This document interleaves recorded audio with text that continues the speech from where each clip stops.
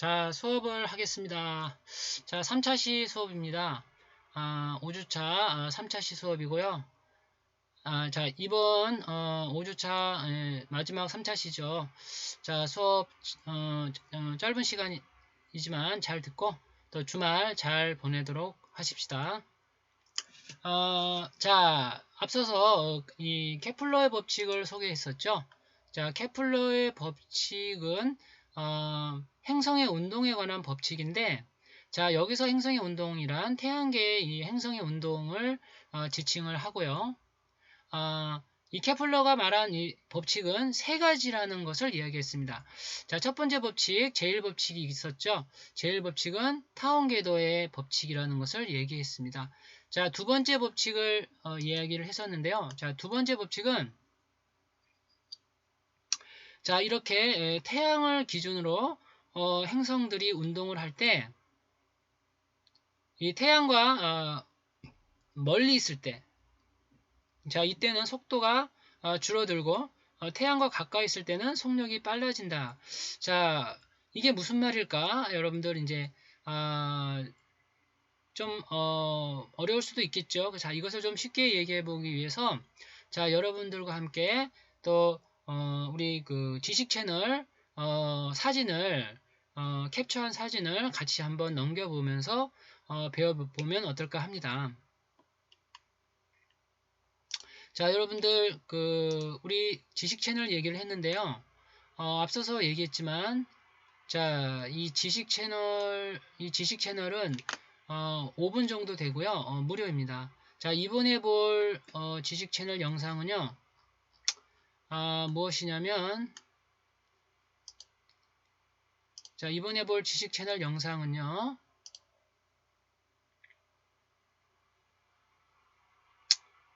자, 바로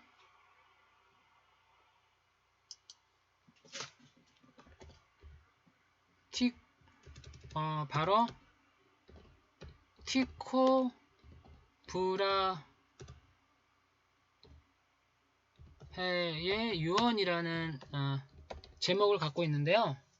자, 이 티코 브라헤라는 이 과학자는요, 이 케플러의 스승입니다. 자, 그래서 케플러에게 뭐 유언을 뭐 어떤 건지 좀 보도록 하십시다. 자, 지식 채널 자료입니다.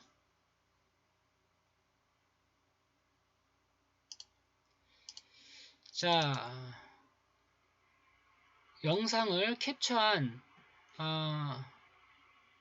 사진을 보도록 하겠습니다. 자, 여러분들은 이 무료니까 한 번쯤 이 영상을 직접 이 사이트에 로그인해서 보도록 하십시다. 자, 이것은 호목으로 하겠는데요. 강제성은 없어요. 여러분들이 보도록 하면 좋을 것 같습니다. 자, 여러분들 우리가 맑은 밤하늘을 보게 되면 이렇게 무수히 많은 별들이 있습니다. 사실 우리는 이렇게 밝게 보이는 것들을 별이라고 하는데요. 자, 이 내용으로 시작을 해보도록 하십시다. 그래서 여기에 보이는 이 과학자가 천문학자 티코 브라헤입니다. 자, 사실 이 케플러가 이런 결정적인 이 세 가지 법칙을 발표하는 데는 이 티코 브라헤라는 스승의 많은 관측 자료가 바탕이 되었습니다.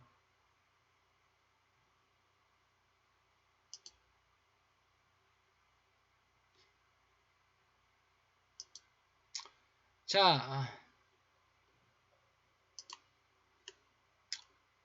이렇게 과거에는 관측 장비가 전무한 시절이었기 때문에 그 당시에는 이렇게 맨눈으로 별을 관측했다고 해요. 그리고 그 당시에는 지금처럼 이렇게 공기가 맑은 날이 요즘은 많이 그 맑은 날을 찾기가 어려운데 과거에는 이렇게 공해가 심하지 않고 그랬기 때문에 하늘이 더 잘 보였을 수도 있겠죠. 자, 여기 나오는 인물이 케플러입니다. 그래서 케플러가 요하네스 케플러라는 과학자이죠. 독일인 과학자인데 이렇게 우주에 관한 법칙을 이야기를 하게 됩니다.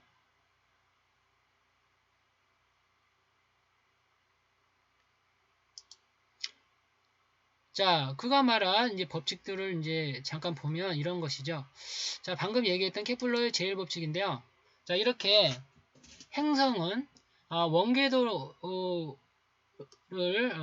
이루는 게 아니고 타원궤도라는 것이 좀 더 보편적일 수 있다라는 이야기를 한 것이죠. 자, 우리 그 교재 자료를 좀 돌아가 볼까요? 자, 이런 경우인데요. 자, 여러분들 그 헨리의성이라고 들어봤을 것도 같아요. 자, 과학 시간에. 자, 여기 보면은 자, 태양계의 모든 행성들은 태양을 중심으로 원궤도를 하고 있죠. 정확하게는 이제 타원궤도라야 맞는 얘기겠고. 자, 그럼 타원이라는 거를 극적으로 보여줄 수 있는 게 무엇이냐? 바로 그것이 헨리의성입니다. 이 헨리의성은 마찬가지로 이 태양을 중심으로 궤도 운동을 하는데요. 자, 이렇게 누가 봐도 원이라고 말할 수 없을 만큼 이렇게 찌그러진 형태의 궤도를 갖고 있습니다. 바로 이것을 타원 궤도로 해석해야 하는 우리가 정당성이 있는 것이죠. 그래서 자, 이렇게 태양을 중심으로 궤도 운동을 하는 것들이 많이 있는데, 자, 이런 것을 우리가 이야기한다면 타원 궤도라는 것이 보편적일 수가 있겠죠.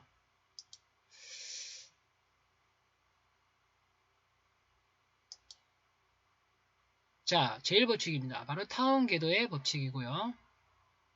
자, 두 번째 법칙입니다.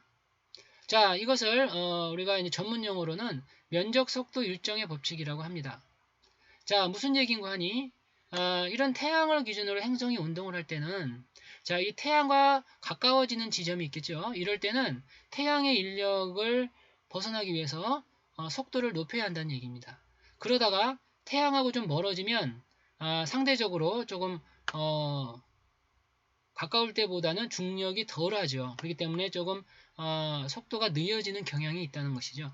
자, 그렇기 때문에 거리가 멀면 속도가 줄고 거리가 짧으면 속도가 늘어나기 때문에 그 거리와 속도의 관계가 항상 일정한 관계에 있다라는 것이 바로 면적 속도 일정의 법칙입니다. 자, 조금 이해가 쉽게 됐을 것 같죠? 자, 그래서 바로 이 면적 속도 일정의 법칙이 그것인데 이걸 수식적으로 해석할 수도 있습니다. 그러면 뭔가 이 회전에서의 운동량이 있어서 그 회전에서의 운동량은 변화가 없어야 할 것 같은데 바로 그것을 가운동량이라고 합니다. 자, 그래서 이것을 일정하다, 즉 보존이 된다 이런 의미인데요. 자, 이렇게 보면 바로 이 가운동량은 상수가 돼야 한다라는 의미입니다.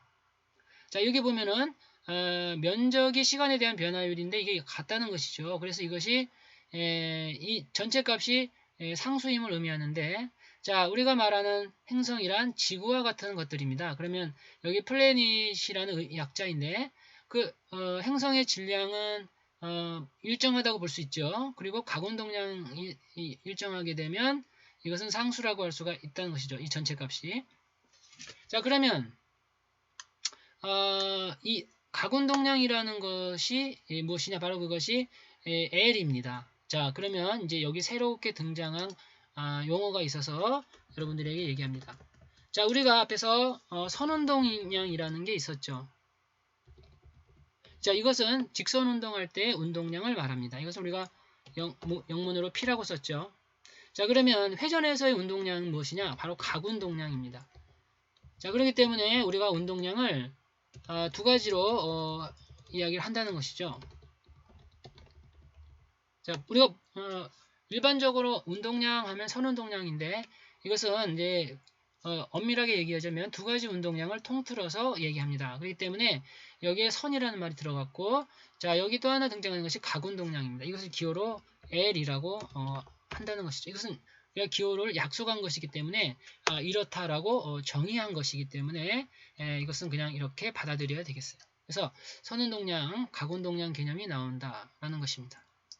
자, 이건 각운동량이고 회전에서의 운동량을 말합니다. 자, 그래서 자, 이와 같이 이 주어진 수식이 나오는데 뭐 중간 과정은 너무 고민할 필요는 없고요. 자, 어쨌거나 이 제2법칙은 어떤 의미를 갖는다고요? 자, 제2법칙은 바로 제2법칙은 바로 이겁니다.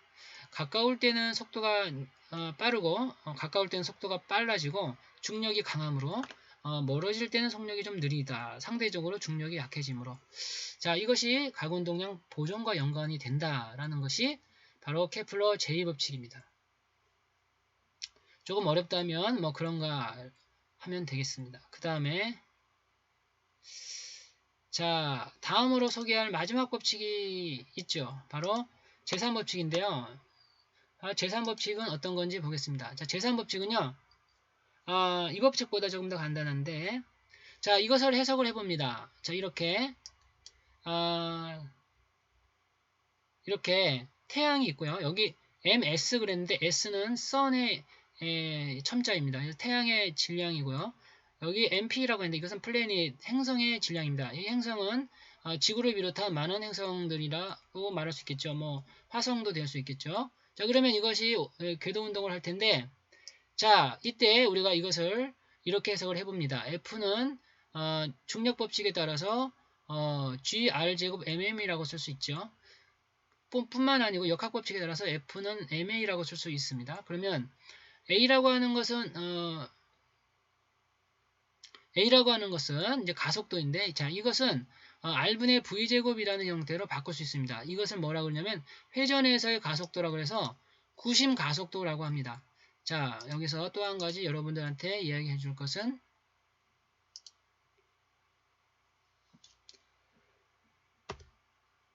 바로 구심 가속도인데요. 자, 원의 중심과 중심을 향한다라고 얘기를 해서 구심 가속도라고 합니다. 자, 그럼 구심 가속도라는 것은 기호가 있느냐? 기호가 있죠. 자, 기호는 어떻게 쓰냐면 자, 이거 A인데 자, 이것은 자, 이렇게 씁시다. 이것은 A인데 자, 중심을 향하기 때문에 센터를 향한다. 이런 의미로 첨자를 C를 쓰기도 합니다. 자, 그래서 구심 가속도는 무엇이냐면 자, 이렇게 쓸 수가 있겠어요.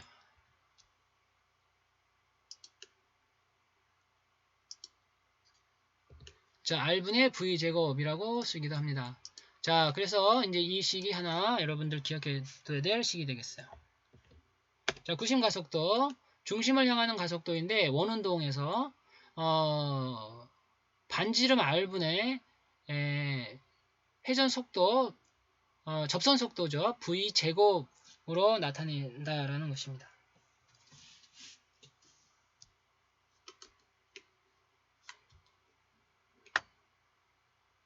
자, 그래서요, 구심 가속도로 이렇게 바꿔줄 수가 있고요. 자, 그러면 이제 이 식을, 연계를 시켜서 이제 풀어봅니다. 자, 앞서서, 속도에 관한 정의를 했었는데요. 자, 속도에 관한 정의를, 자, 이렇게 바꿀 수 있습니다. 주기분의 2파이r. 자, 아까, 속도에 대해서 어떻게 표현할 수 있다고 했냐면, 자, 속도란, 자, 속도, 자, 그렇군요. 속도의 정의식은 가속도하고 연계시켜서 이렇게 썼던 것이죠. 자, 그러면, 한 가지를 더 써봅시다. 뭘 쓰냐면,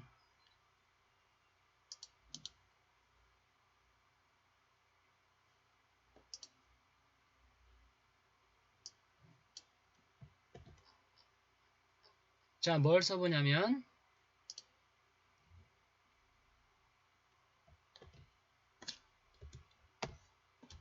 자, 속도에 관해서 한번 써보도록 하겠습니다.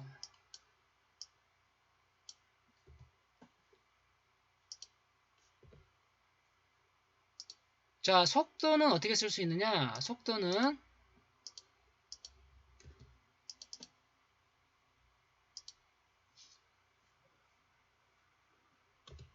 위치에 관해서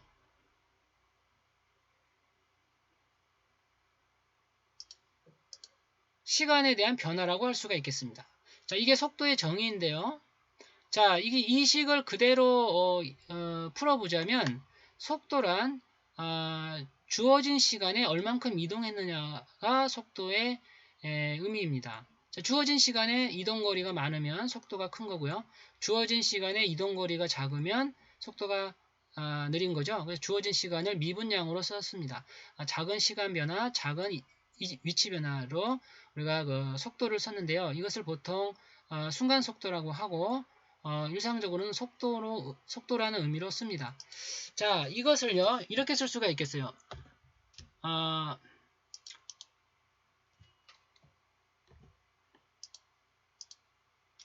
만일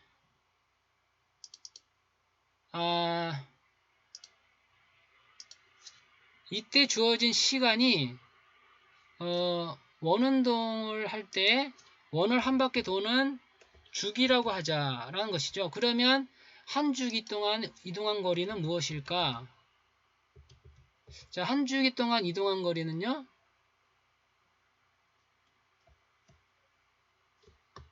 자, 한 주기 동안 이동한 거리는 2파이 r이 되는 것이죠.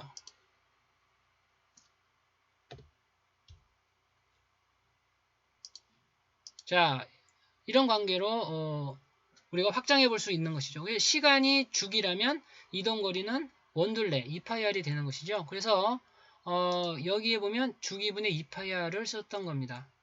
자, 그러면 V를 주기분의 2파이r로 바꿔주고 자, 이 만유인력 법칙의 방정식을 엮어보면 자, 여기에 주기하고 반지름 간의 관계가 나옵니다.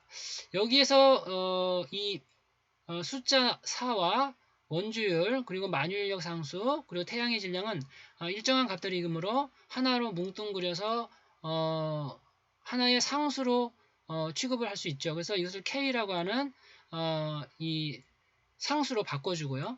자, 이때 이 전체 값은 일정한 값을 갖는다는 의미입니다. 그러면 여기에서 비례관계가 나올 텐데 이 비례관계가 바로 주기와 반지름 R과의 관계죠. 자, 이 경우에 그 태양과 행성 간의 관계가 거리 R인데요. 타원궤도의 경우에는 이것을 A라고 바꿔줄 수 있다는 것이죠. 그렇다면 이게 장반경으로 A라고 표현을 한 건데요. 그러면 이 주기하고 궤도 반지름과의 관계가 제곱과 세제곱의 관계로 만들어진다는 것입니다. 자, 이거보다 조금 더 정밀한 증명법이 있긴 한데, 자, 그것은 이제 이거 역학이라는 이제 그 과목에서 다루는데, 자, 우리는 조금 기초적으로 다루기 때문에 이 정도로 다루게 되는 것이고요. 여기에서 지금과 같이 이런 간단한 이 해석으로 이해를 하자는 것이죠. 자, 그러면 이렇게 제3법칙은 무엇이냐? 근본적으로 주기의 제곱과 궤도 반경의 세제곱이 비례관계에 있다라는 것인데요. 자, 여기 이 지식 채널 자료를 좀 보겠습니다.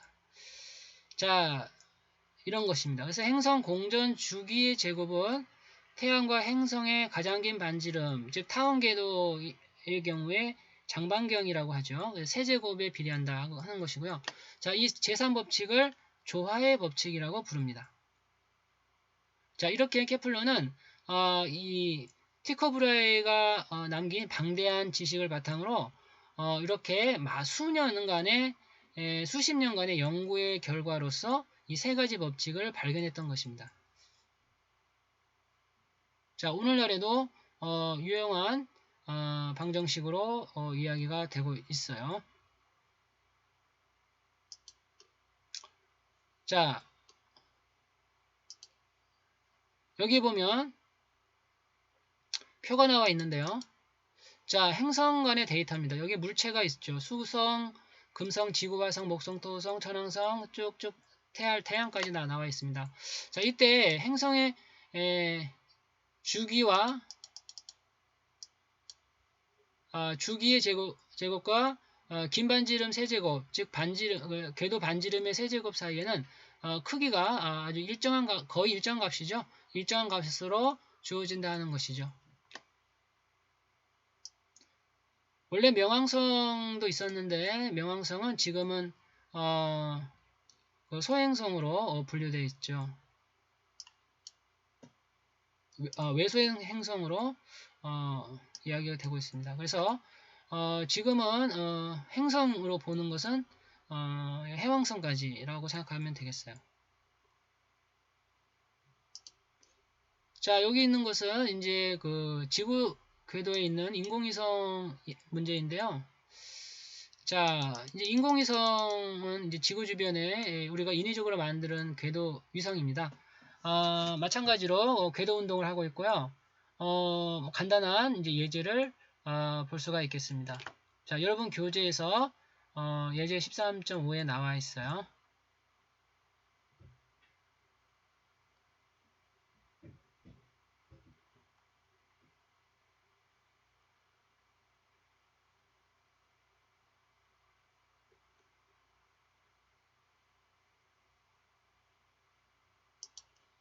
자, 그 다음은 13장 5절입니다.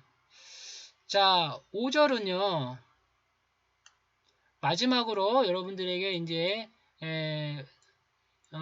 조금 이제 무게가 있는 내용이 남아 있는데요. 그게 무엇이냐면 위치 에너지입니다. 포텐셜 에너지라고 나와 있는데요. 이 포텐셜 에너지란 말이 곧 위치 에너지라는 의미입니다. 자, 우리가 앞에서 운동 에너지를 배웠죠. 자, 운동 에너지를 배웠는데 운동 에너지 하면 항상 무엇이 따라붙냐면 위치 에너지가 있습니다.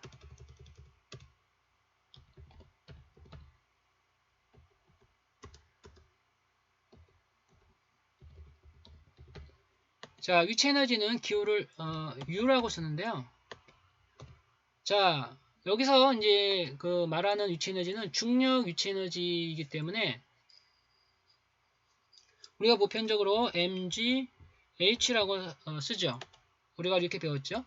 자, 이것을 우리 대학 물리학 다룰 때는 무엇이라고 하냐면 mgy라고 씁니다. 왜냐하면 높이 h는 y 방향으로 해석하기 때문이죠.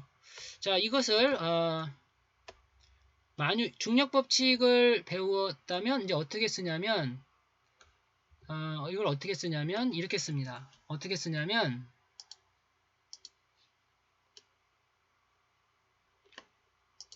자, 이렇게 쓴다는 것이지요. 즉 중력 법칙하고 아주 유사한 형태이죠. 그러나 중력 법칙보다 조금 더 간단합니다. 왜냐하면 여기에 거리 제곱이 아니고 그냥 거리입니다. 제곱이 없어요. 자, 여기에다가 써보면 자, 이건 어떻게 쓰냐면 마이너스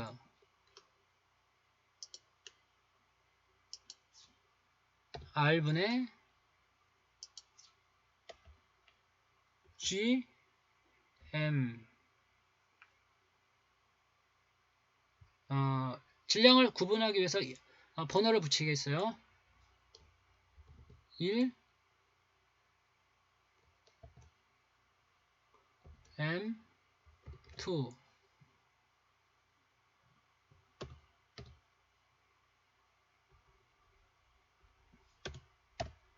이렇게 써보도록 하겠습니다.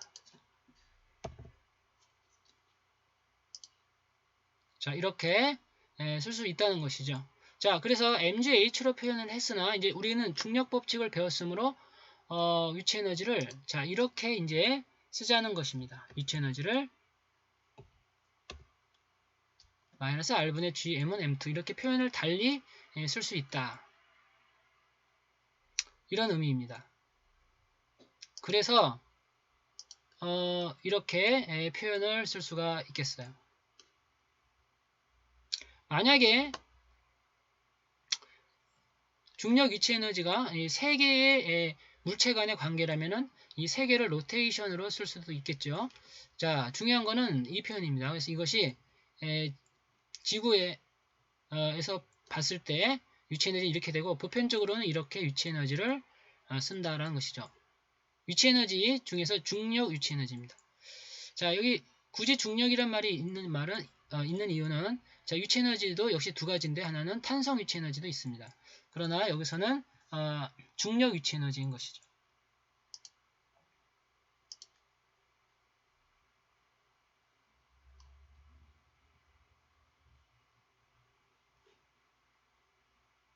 자, 해서 이제 마지막 내용이 이것인데요. 이것과 관련해서는 이렇게 에너지 관계도 연계시킬 수 있고요. 우리가 배웠던 운동 에너지하고 위치 에너지의 관계를 풀어서 만들었습니다. 또 하나는 자 이렇게 탈출 속력이라는 것이 있는데 우리 이제 시간 관계상 여기서부터 우리 다음 시간에 하도록 하겠습니다. 자, 수고했습니다. 주말 잘 보내도록 하십시다.